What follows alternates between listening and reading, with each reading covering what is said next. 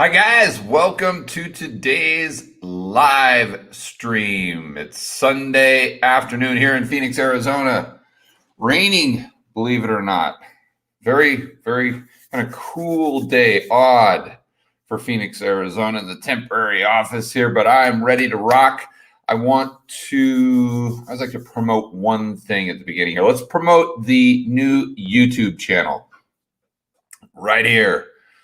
Rebel Capitalist is the new channel where I'm doing news shows or news videos about the news that I'm seeing while I'm researching my videos or just kind of checking out the markets.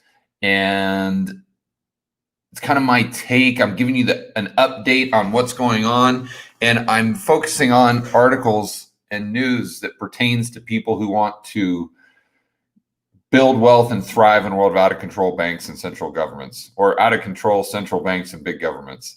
It's that kind of vibe, Austrian, kind of buying things when they're cheap, selling when they're expensive, kind of very skeptical of the Fed, of big governments, Austrian leaning, kind of that type of content. So if you like that, if you want news stories 2 to 3 times a day, definitely check it out. YouTube has now started listing it. So if you just go to YouTube and type in Rebel Capitalist, you'll see probably the George Gammon channel, and then it should be the second or third one down. Excuse me.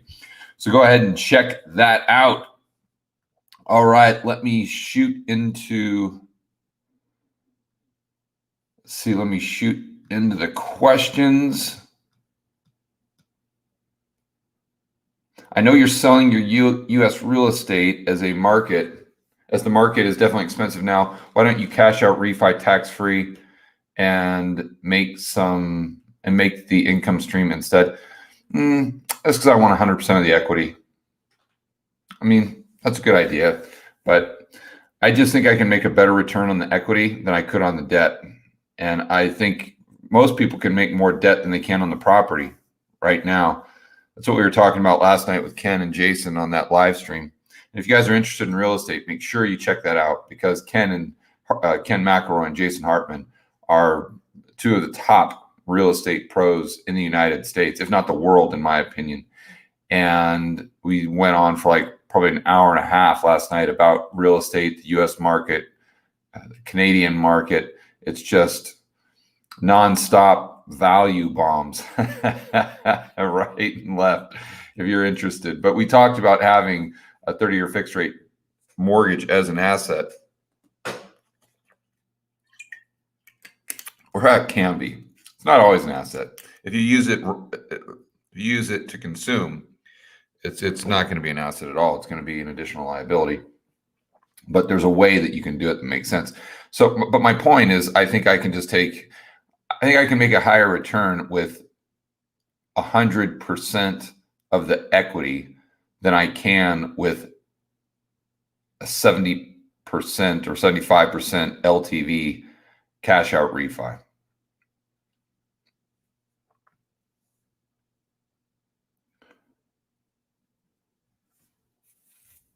So what's my plan B? I talk about it all the time. Just setting up a second passport. I've got my visa, my investment visa for Colombia. I'm not sure how long I have to have that, maybe 3-5 years before I can qualify for a passport for second citizenship. So I've got several bank accounts overseas, and that's what I'm doing.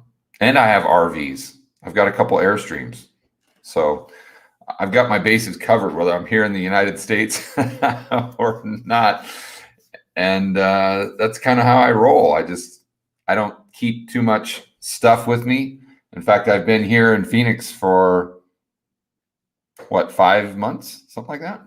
And I still just am living out of the 2 duffel bags and suitcase that I took to St. Bart's. And and by the way, those 2 duffel bags, the majority of them or the majority of space I had was filled by these lights that you see in that tripod right there, or here, that I use to shoot the whiteboard videos. So I'm flexible. I can go anywhere I want when I want. Well, notwithstanding cerveza sickness. So that's kind of my plan B.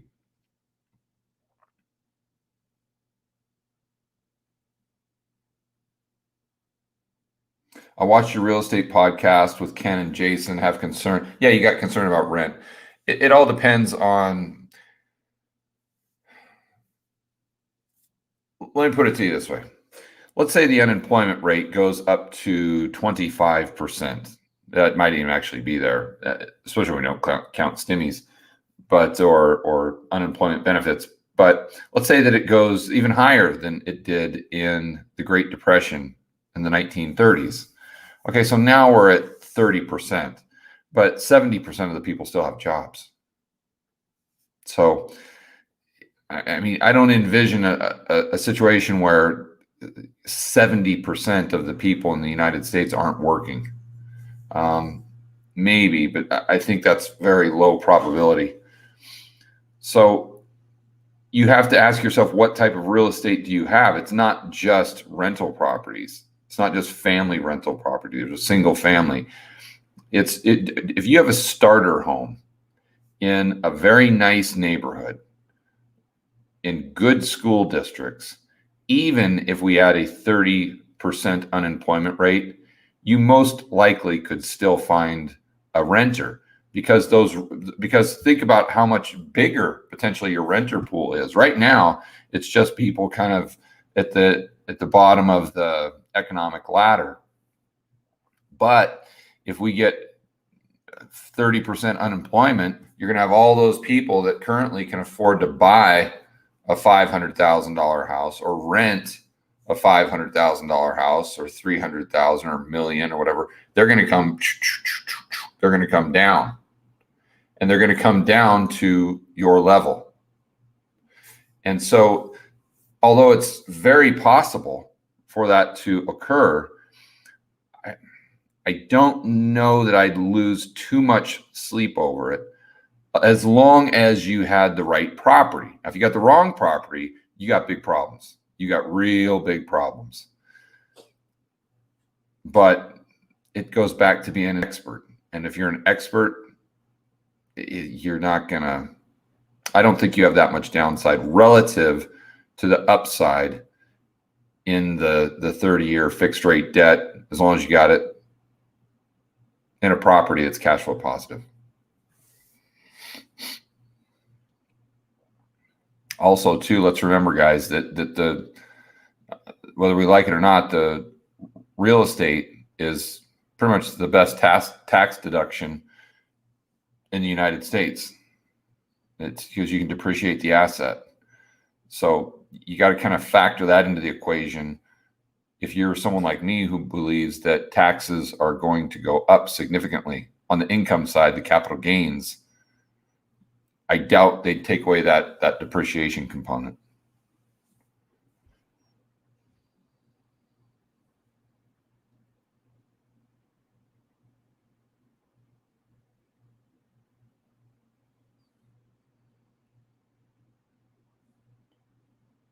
Okay, question. Do you think it's possible we experience a deflationary shock in the U.S. with commodities due to people out of work? Yeah, I'm sure it's possible for that. And I hope that would be my dream. not that people are out of work, but that commodity prices would go down, because I want to buy more. I mean, my goodness, if we get another dip of oil going from whatever it is now, call it 52 down to 30, I'd back up the Brinks truck. Oh my goodness, that would be a dream come true.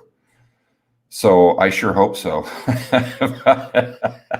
But I think the probability is pretty low. Now, that's not to say that we can't see those prices come back a bit.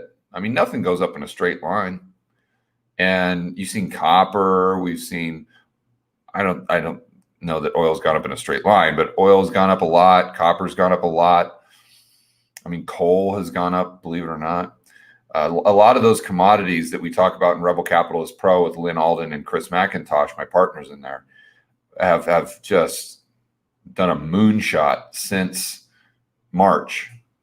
And so, I mean, yeah, sure, they could pull back, but I don't know if you would call that a deflationary shock. It kind of depends on your definition, like what percentage would they have to come down. But my point is, I mean, if they do come down, I would figure out right now what you consider to be cheap, like where you draw that line. Like for me, it's with oil, it's below 30. If oil's below 30, it's cheap, adjusted for inflation. So you try to figure out what that number is for you with the commodities you're interested in and kind of set up a pre-game plan, right? So if it does happen, you're taking the emotion out of the equation. You're not just trying to guess. You've got a predetermined set of rules set up that all you have to do is execute, and it just happens. It's like clockwork. You don't have to sit there and second guess yourself because it's premeditated. That's what I do, and or that's what I've done, and I think that's my approach. I would suggest maybe considering that approach for yourself, because our biggest enemy is our own emotion. If we can eliminate that from the equation, we're going to be better investors long term.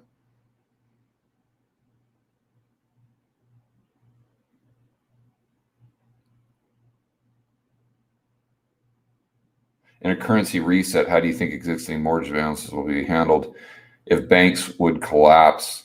You know what I can do from now on? Let me know if you guys like this. I think I can show these questions. Sebastian was telling me I was messing around with this the other day. So if I do this, yeah, now you guys can see the actual question that I'm answering. So if I just mumble over it, then you still got it. So let me know in the comments if that is helpful for you guys. And I can do that moving forward, as long as this thing doesn't move, because if it moves, then I've got to find it and hide it. But it's highlighted in blue for me, so it shouldn't be a problem. In a currency reset, how do you think existing mortgage balances will be handled if banks would collapse and the Fed coin installed post-World War II and Germany credit and savings were converted equal? Yeah, I think they had a debt jubilee, pretty much, didn't they? In Germany post-World War II. I know they did. It was okay. So in a currency reset, how do you think? I just don't know that the banks are going to have the mortgages on their balance sheet. So you're assuming that when a bank makes a loan, they keep it as an asset on their balance sheet. So if all the loans are in default, or if they're being paid back at pennies on the dollar, because as far as purchasing power, because of inflation, then they're bust. They're done. I don't know. I mean, definitely the banks that had the mortgages on their balance sheet, that was a big part of that was a big percentage of their assets. They would struggle, if not go out of business. But like I said, I mean, see, the thing is that this type of currency reset, it doesn't happen overnight. It takes a while. Yeah, I mean, even in Venezuela, it's not like it happens overnight. It compounds like anything else, and it goes kind of exponential. So obviously, it's not like the banks would wake up one morning and be like, "Oh my gosh, we're bust!" I mean, it happens like that if there's a deflationary shock. It could if they're over levered, but not really if you're just getting that consistent inflation. It's more of a slower process in general. Obviously, I'm sure there's exceptions to the rule if you look at history, or you could think through a scenario where that might not be applicable. But my point is the banks really see this coming. The central bank, the Fed, sees this coming. And if they want to prop up the banking system and bail them out again, then they just buy the mortgages at 100 cents on the dollar. I guess the question then becomes, do they want to bail out the banks, or do they want to let them go bust? So the central bank is the only game in town. I don't know. I mean, the central bank is basically owned by the banks, technically. I don't know how that would behoove them, but I think it's wise to consider all possibilities right now, especially in 2020, 2021. Think about what happened in 2020. No one would have ever imagined that was coming in 2019. Nobody. To the degree at which it happened. So I think all bets are off. And it's like anything can happen. And the government can go to any length. The central banks can go to any length. And what we think even today is impossible, if 2020 did one thing, it taught us that prepare for anything and everything, because you just never know what this crazy world is going to look like in 6 months or a year. And so, I mean, let me try to answer your question more specifically here. Yeah, I guess the way I answer that question is it just all depends what the Fed is doing and the central bank, what they're doing with their balance sheets. And I think the probability of that happening the way you're describing is pretty low, because they see it coming. I think the opposite is a little bit easier to see, is if we just have a deflationary bust because all the debt blows up, similar to what we had in 2008, and the banks can't handle it. But then again, the Fed's going to come in and bail them out. Yeah. What would be interesting if we got some inflation, so the Fed was painted into a corner. Because if we get inflation, then it's going to be tough, like significant inflation, where people actually, like everyone in the mainstream media, all your friend and family member Freds, all the people that don't watch my YouTube channel that out there, the normies. If we get to a situation where the normies are complaining about inflation, like a lot, like we had in the 1970s, it's going to be tough for the Fed to just go out there and monetize more of government deficits.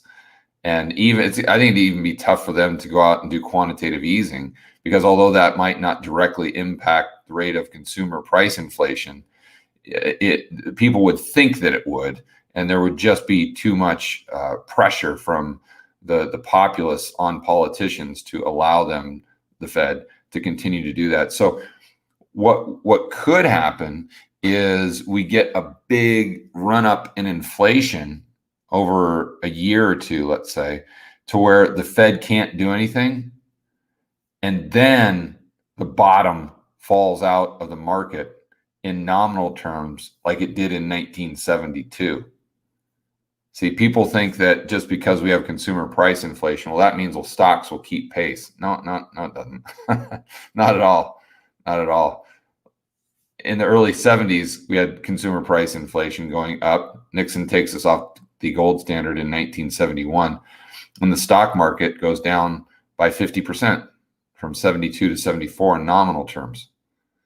So that is something you could see, because then it's crashing, the banks are crashing, and the Fed can't bail them out because they've just painted themselves into a corner by helping to produce, and here's the irony, by helping to produce inflation in the first place.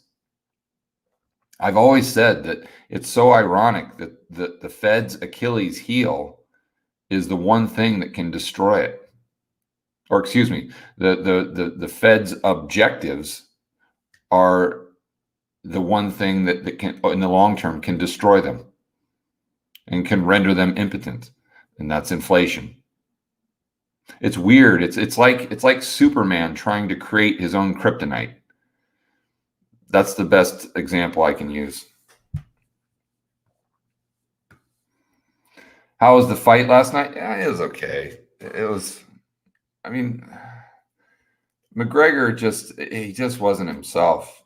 Just the whole thing. He wasn't talking smack, and hats off to Poirier.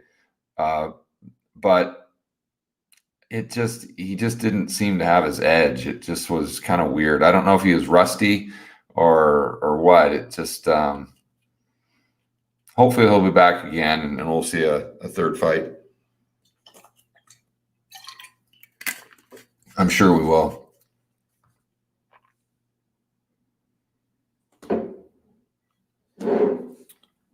Oh, see, so now I've got to go back up here, and then I can hide it.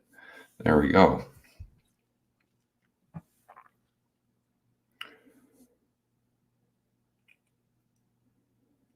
In what circumstances do I recommend paying more than the minimum on a mortgage?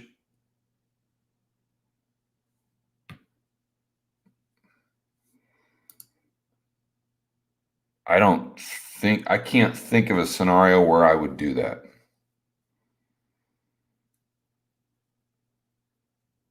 There might be one, but I can't think of one right now, right off the top of my head.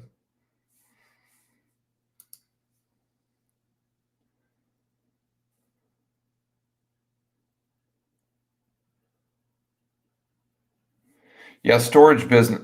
So, have you ever considered owning a storage business? Seems like a good idea. Yeah, I've considered it. I just haven't pulled the trigger. The only thing I don't like about that is I don't know how liquid that would be. And what's really tough is your only competitive edge is price, and I don't like that. Like with residential real estate, you've got a big edge in how well you can remodel a property. If you remodel a property and it looks fantastic, and it's not just a roof over their head, it's an actual, you're creating an experience where you're making them feel as though they're increasing they're going up a notch in their living standards by calling that home.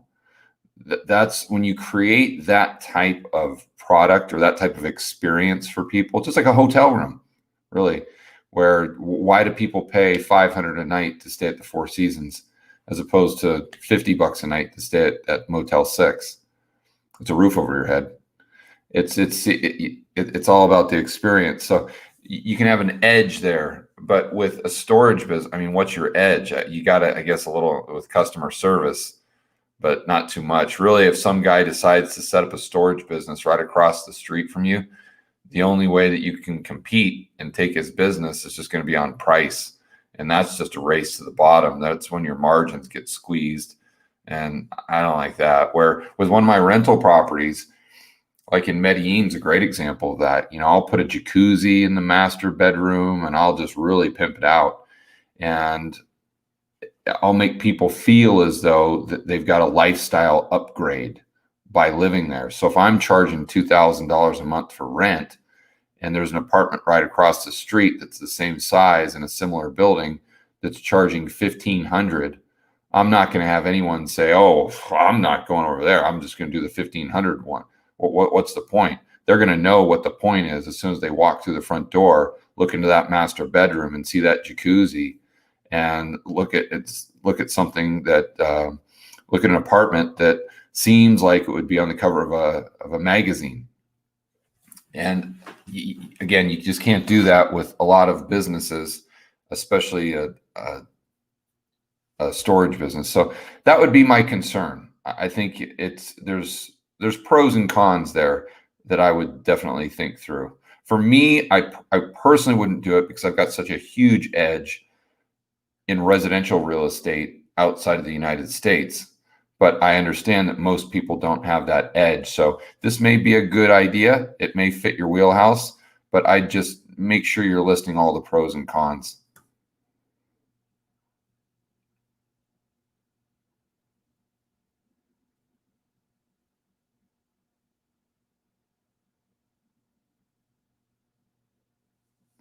I don't know about, let's see. So if I do this, so then it just automatically switches. Okay, cool. So So can I expand on what Lynette was saying about cash money being traceable and possible holding on to older bills? I don't really, I mean, maybe the serial number, maybe there's some sort of magnetic stripe in the newer ones. I would probably go to her channel, and I'm sure she's got some videos on it.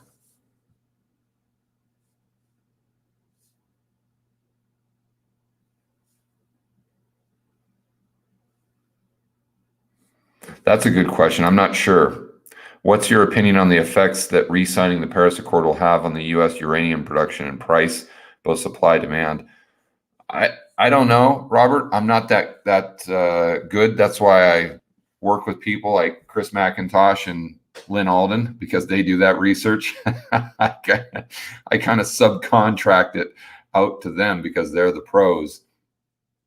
I would maybe go to Lynn's blog and see if she's got any recent blog posts on the topic, or I'd just check out Rebel Capitalist Pro. I think we still have that $1 weekly trial going on, and then you can read Chris's research on it, and you can read Lynn's research on it, specifically meaning uranium. Where my analysis starts is really just asking if it's cheap, if it's expensive. And I don't, once I get past that point, then I really start to look at the supply and the demand components. But where I do it is if I'm considering making a purchase, then I'll try to look at Lynn and Chris's work, read it, and then come to my own conclusion. I don't want to subcontract out my thinking. I want to subcontract out just the research, just like hiring a research analyst. That's basically what you're doing with Rebel Capitalist Pro. In addition to the community and the live stream Q&As we do, you're really just hiring Chris and Lynn as your own personal research analyst. And that's what I wanted to do. That's why I set it up in the first place. And I'd have a better answer for you, but I haven't looked at uranium since I bought a ton of it back in March. So that's probably what I'd do, Robert, if I was you. I'd just see if I'd go to Lynn's blog, and if there's nothing there, I would just do a $1 trial of Rebel Capitalist Pro and read their writing on it.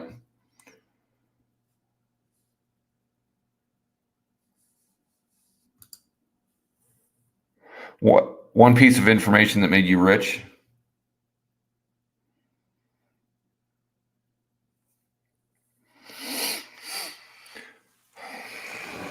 I mean, if I had to narrow it down to one piece of information, probably be Beat the Dealer, Ed Thorpe's book on blackjack. Because if it wasn't for that, I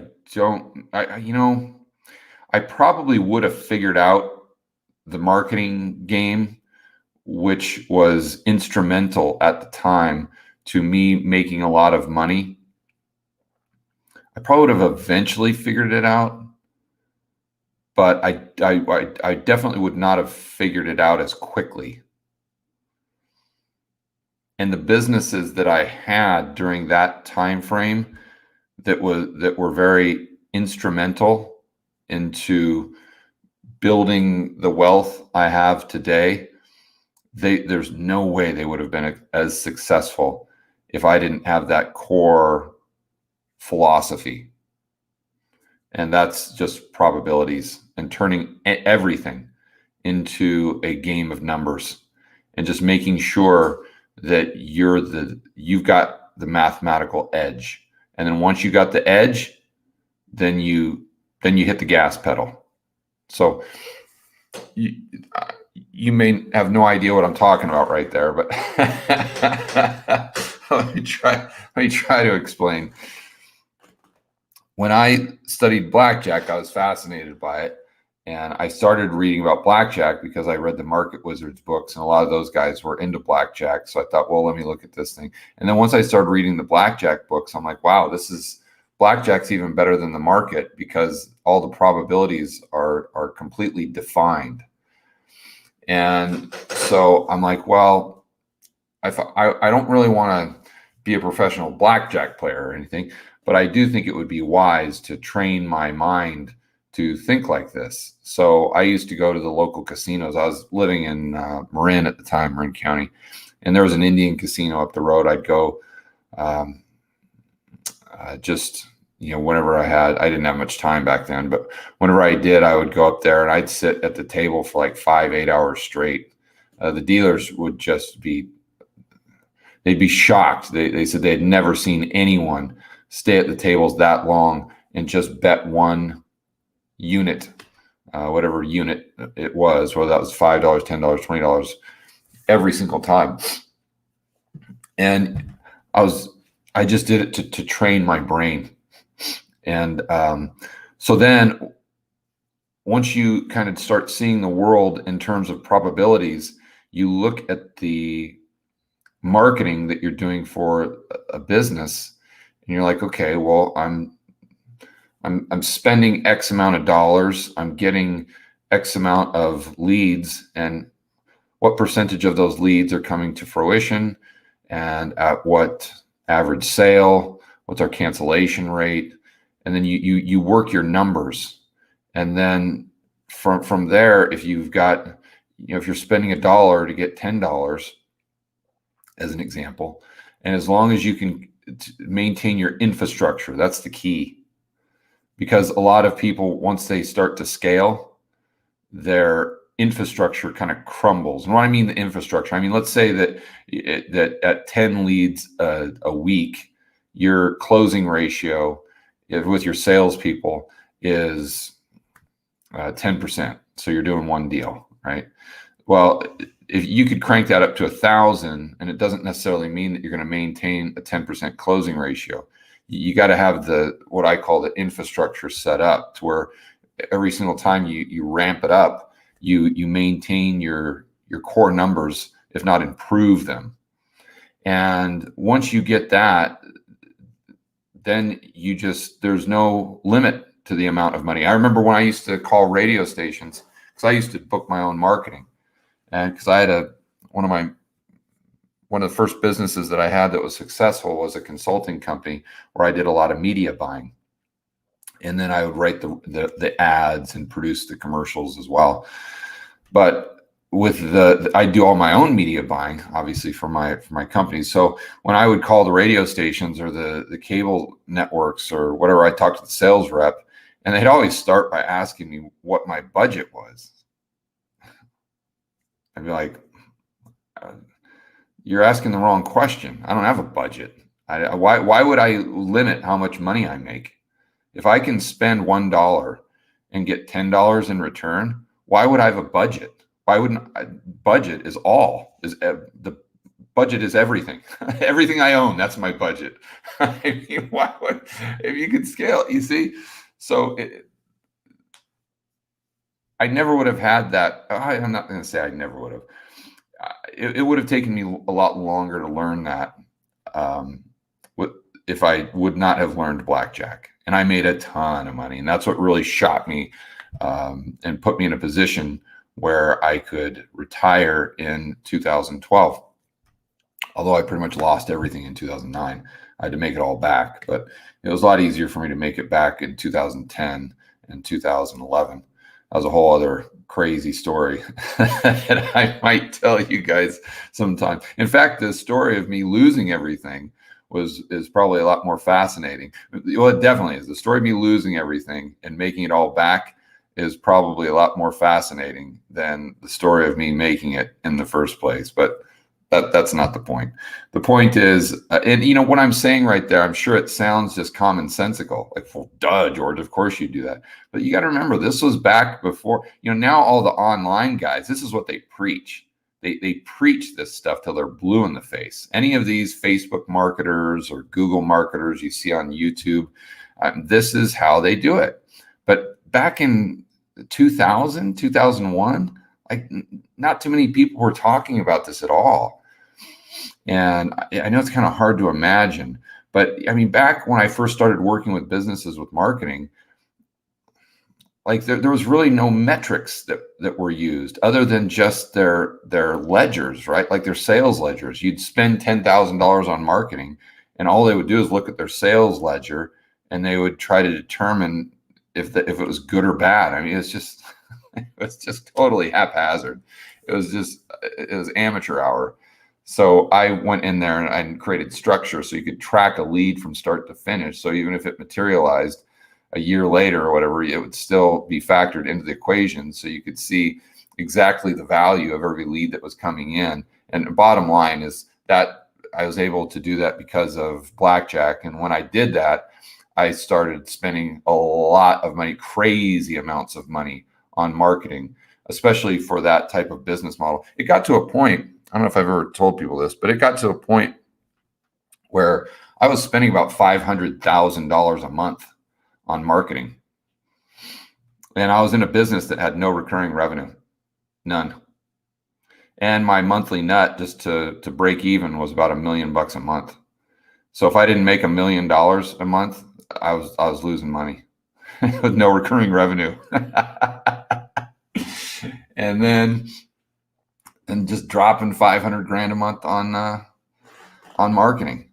And to put that into perspective, when I first got into that type of business model, they would spend about maybe $20,000 a month on marketing. And within about a year, I took it up to 500 grand. So, but the profit was there, and I was making 10 times more profit than everyone else as well. But it goes back to blackjack. So that's a long-winded answer for what would have been a very short answer to a good question.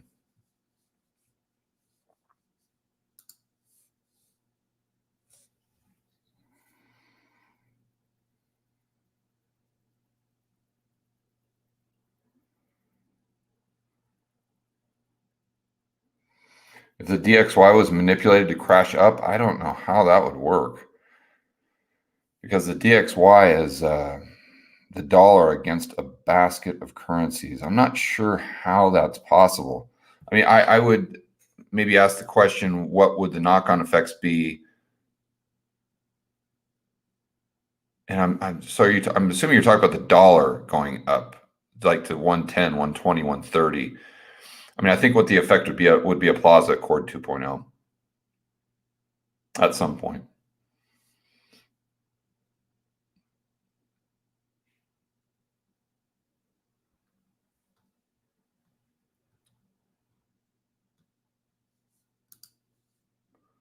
Hello, George. You have lots of Canadian viewers. Can you talk a little about Vancouver? Well, Marcelo, I think you know what I'm going to say, my friend. It's just, if it's cheap, buy it. If it's expensive, sell it. And there ain't nothing cheap about real estate in Toronto or Vancouver. So I'm not a buyer. I'm a renter. I think you can, with the down payment that you'd use for one of these properties, you can put that money to work in far, far, far, far, far better areas right now. And I just don't see any reason whatsoever. People like to get caught up in the emotion of seeing their friends get rich and the price go up every day, and every cocktail party they go to, their buddies are talking about how much money they just made in real estate. And it's very seductive. But you've got to just go back to blackjack and know that you've got a game plan to execute. And even if you're not making money with your game plan at the time, you don't care, because it's not about you making money. Your first priority is not making money or losing money. Your first priority is playing the game correctly.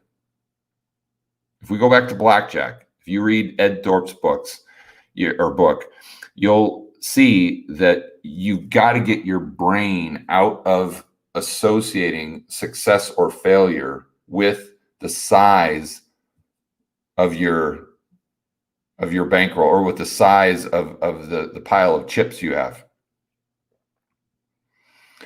The only thing that determines if you're successful or if you're failing is it's how well you're playing. If you're making every single decision correctly, if you're never missing the count on the deck, then you are playing perfectly. You're playing well. And even if you're losing money, it doesn't matter. You're still successful because you're playing perfectly. So for a lot of people, that doesn't make any sense. But what you have to understand is if you're playing blackjack perfectly as a player, you have a mathematical edge. So you may be losing a couple bucks in the short term, but if you keep doing that, you got the law of large numbers on your side. And over the long run, you're going to come out ahead because you're just flipping the odds on the casino. If you're a casino, if you are the owner, let's say, and you're going to have someone that comes in there and hits a slot machine for $1 million and walks right out the front door. So in that case, you lost a lot of money. Do you care? No, because you know that same person or more people are going to come in and play over the next year, and you're going to make back 10 times that much because you have a mathematical edge, meaning the house. So you've got to try to attack or approach your investment portfolio in the same way. You've got to make sure that you're the casino, you're the house, you've got the mathematical edge. And when you're buying stuff when they're in a massive bubble, especially when you can't buy it with 30-year fixed rate debt, you're not the casino, you're the slot player. And yes, all of your buddies might be hitting jackpots right now, but they're going to stay in the casino. And over the long run, they're going to go bust because they don't have an edge. They have a negative edge. So I think if you look at Canadian real estate as a slot machine, and then just ask me the same question. So, hello, George. You have a lot of Canadian viewers. Or, hello, George, you have a lot of viewers that really are bullish on slot machines. Can you talk a little bit about slot machines in Vancouver and Toronto? See how when you change the terminology, it all makes sense. And then the next logical question is, well, George, how can you say that you may consider US? Well, number one, now this said, if you can go into Vancouver and buy at 2012 prices, if you can find a motivated seller, hey, go nuts. Absolutely. If you can get a 1% RV ratio, if you can buy into the cost of construction, fantastic. But I would be shocked if you can do that. So what I say about US is, yeah, if you can find something in a linear market where you're getting a real solid 1% RV ratio. But see, in the United States, you've got the 30-year fixed rate loan. That's the asset. If you could just take on that asset without the liability of the property, it's completely switched. So here what you're doing in Canada is you're taking on a liability in the property, and you're taking on a liability with the debt because it isn't fixed rate. It's adjustable. Anyway, that I think you guys get it.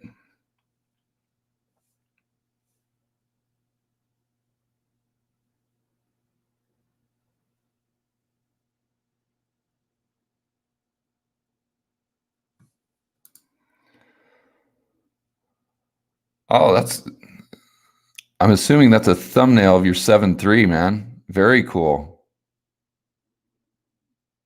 Right on, extended cab. I actually have one of these. Oh, I'm sorry. I've got an F350 in storage. I've got an F350 extended. Wow, that's a 6-speed. That's a badass truck.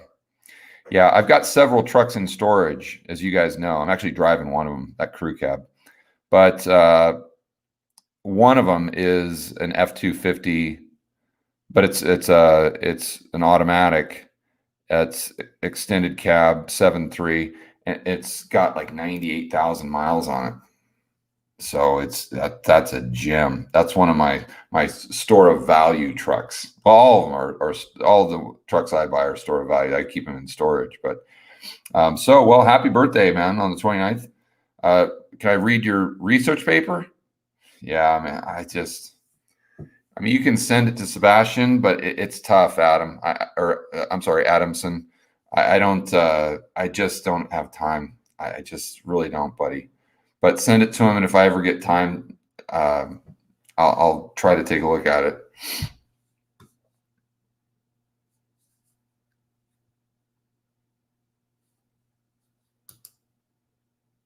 Do you think Janet Yellen Biden will tax unrealized cap gains?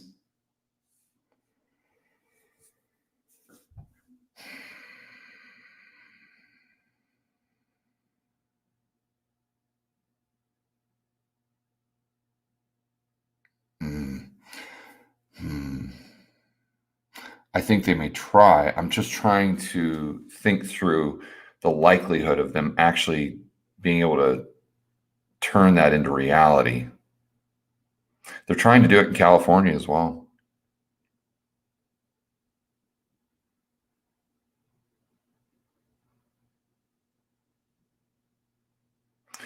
I mean, will they? See, again, it's not a certainty. It's not a black and white question, Taylor. It's really a probability question. So, I mean, without having a lot of knowledge of how it would work politically or how that system would work to turn this into law, I would say maybe 20%, 20, 30%. I can tell you that if they do that, I mean,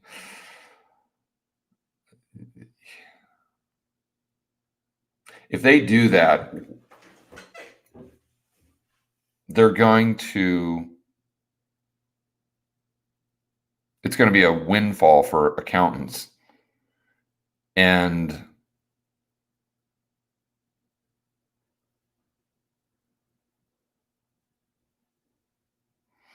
it's either going to do one of two things. It's either going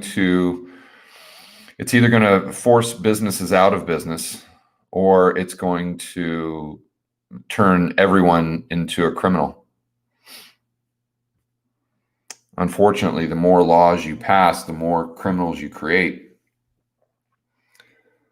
And so why am I saying that? Because if you've got a business, for heaven's sakes, that's bringing in, I don't know, $100,000 a year, and for whatever reason, the government values your business at $1 million, and you've got to pay a 10% tax on the unrealized capital, or your business goes up by $1 million. So say you got $1 million business, and for whatever reason, the value goes up to $2 million. And it's not because you got more cash flow. Let's just say that interest rates go down, and therefore the multiple changes. You just have multiple expansion. Well, you're not any richer. You're still making $100,000 a month, or excuse me, a year, just feeding your family, and you don't have much left over at the end. But yet you just get hit with a $100,000 tax bill because you've got 10% of the gain. Well, how are you going to come up with that money? You can't. So you've got to somehow liquidate your business at pennies on the dollar. And and then if you're the one that really knows the true business, like, how would I do? Just think about this for a minute. If you're someone that's in favor of this type of things, I know a lot of people are. How would you tax my YouTube channel? Just think about that one for a minute. How would you tax it? You would have to say that it's got to have value. It's worth more than zero. Is it worth $10 million? Maybe not, but it sure as hell isn't worth zero. And then how do you determine how much the value goes up? What was the value of my YouTube channel when it had 100,000 subscribers compared to today when it has almost 250,000? I don't know. What would the government say that it is? And based on their assessment, what would my tax liability be?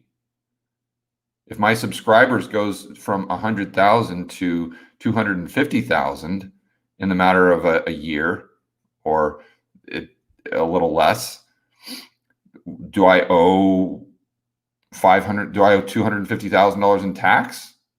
Because that's an unrealized capital gain potentially. I don't know. And then let's say you're just a normal YouTuber. You're not a guy that retired in 2012 with a huge real estate portfolio with a lot of cash flow coming in anyway. Let's say you were just a normal person that started a YouTube channel and you had it go from the same situation, right? Where are you going to come up with that $250,000?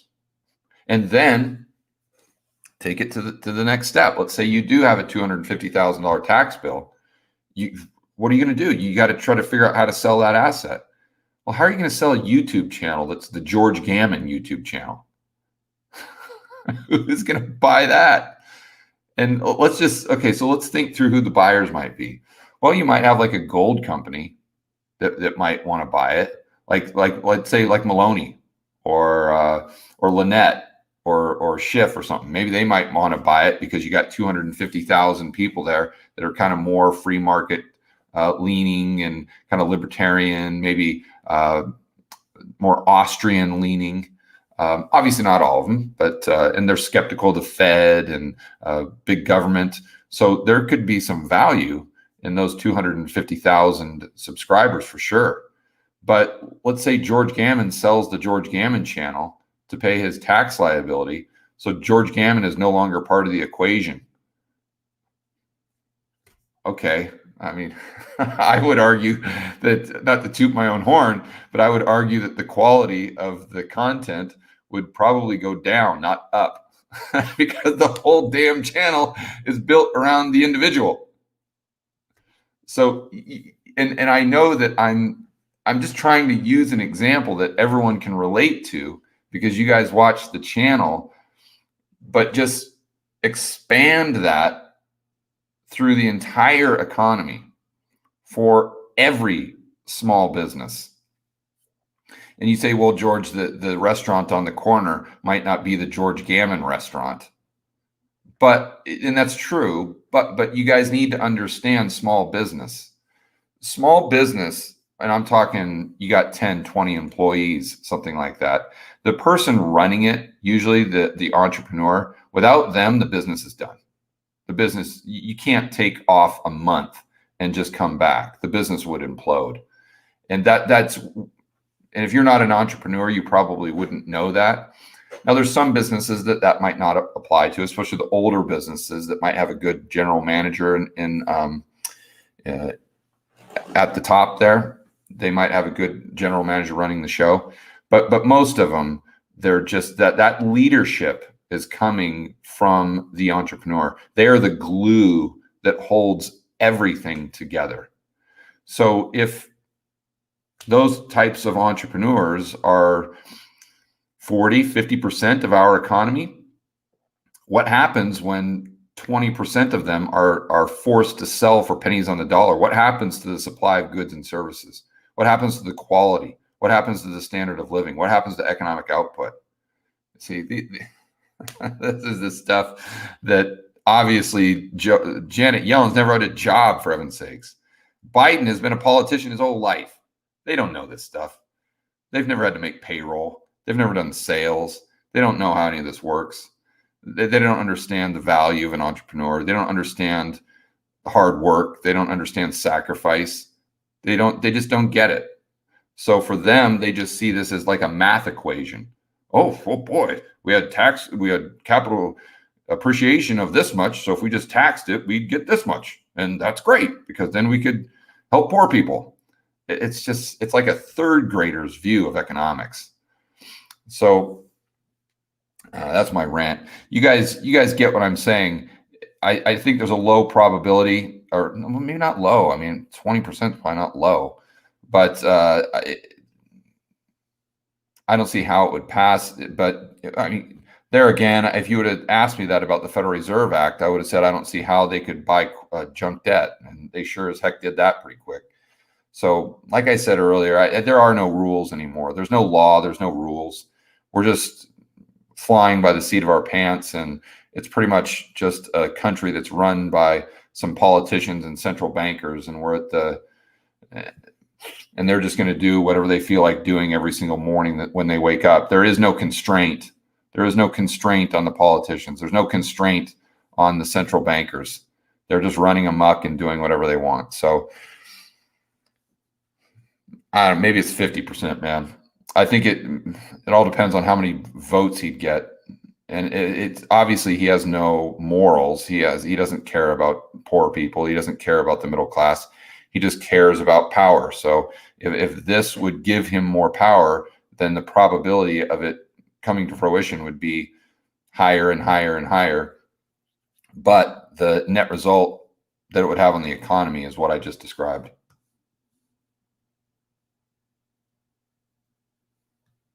Oh yeah, I missed that question because the stream popped on me. Sorry about that. But they're talking about something to the effect of using the central bank digital currencies for carbon emissions. 100%. 100%. That's going to happen. Well, I shouldn't say that. I think the probability is extremely high that when we go into a central bank digital currency, that we start seeing demand manipulated by incentives the politicians are creating to further their political narrative and just basically pander to their constituents and buy brownie points so they get more and more power.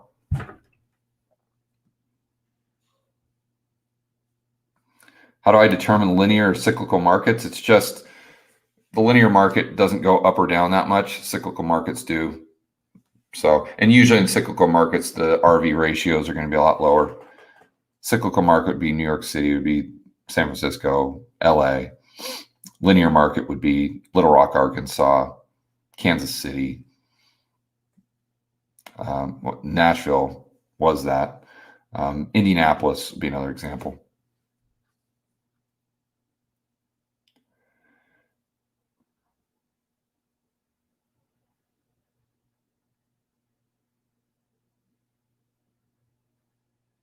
Yeah, that's correct. Okay, this is a good question. I understand that when I take out a mortgage, the bank is creating money for me. When I pay it back, does the money get unmade? Yeah, the money gets destroyed. Mike, that's right. Is it profit for the bank? Well, the bank just takes the interest and the principal. It goes back to paying off the original amount of money they created. Therefore, when the principal is repaid, it's reducing the money supply. Now, the money supply may be growing on net balance, but as far as if the entire money supply was just your mortgage that was created, then as you pay down principal, it would be reducing the M2 money supply. But there's a lot of velocity in that question too, because you can actually pay off $20 in debt with $10 in the system. If velocity is high enough, it depends on how fast they're spending that money they're getting from you and with interest. But that gets into a lot of technical stuff. So the bottom line is yes. When you're paying back the principal, when they're creating the mortgage, they're creating additional money supply. When you're paying back the mortgage, the principal, you are destroying, they're reducing the money supply if the entire money supply is just your mortgage.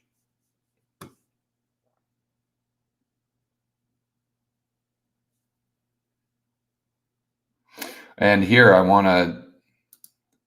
know this isn't a question, but MK is talking about, it's a little misspelling there, but that's okay.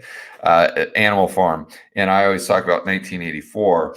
And so my employees were nice enough, and I haven't had time to text them and call them, but I need to thank them because they bought me a birthday gift.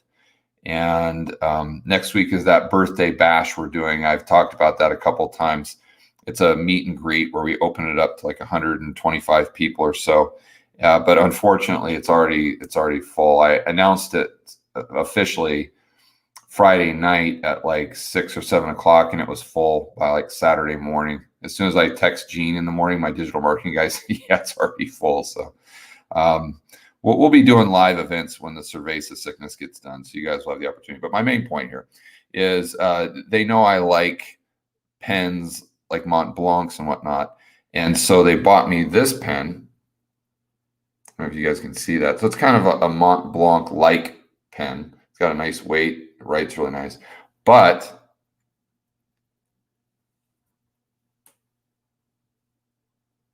it's a George Orwell pen. It says, in time of deceit, telling the truth is a revolutionary act. Pretty cool gift. Definitely going to come in handy. That's what we're going to be using to write down my notes for the next year's whiteboard videos. All right, guys, I got to rock and roll. I got to get some exercise. I think I'm going to go jogging and want to do some shout outs. I know we had about 1,200 people hanging out today. Really appreciate your time and you guys clicking that notification bell to come over to the live stream and check it out. So let's do some shout outs. We got Peter Frowen here. And thank you very much for the birthday wishes, Peter. Willie Hunt, Keith Brown, Salty Cracker. I get it. Aha. Deal Donkey on Twitter. George Cranston, Don C, Ross Gray, Carthago Delenda, Brandon Smith, end the drug war today. Yeah, I think we can all agree with that. Although now, see, it's weird when they're trying to, I'm all for legalizing drugs, but now when they're trying to do that in addition to defunding the police, plus everything that they're doing, the government to create more and more homeless people, I don't know how the end game looks on that one. Dickie Dunn, Dave Sullivan, Felipe Van, Modern Cousin Joe. Oh, it skipped. Nicholas Mikkelsen, Monica Waldhauser, Pratik Thakar, Mark Wiley, All-Nighter Heater, Nicholas Ramirez, Barros, Mary Clock, Joust. Oh, I wasn't going to be able to pronounce that anyway. That looked like a Scandinavian name that I'm going to try. Pidnacker, maybe? Hopefully I got close. Old Man Nut Cakes. F1346M. All right, guys. Thank you very much for hanging out with me today, and I will see you on the next video.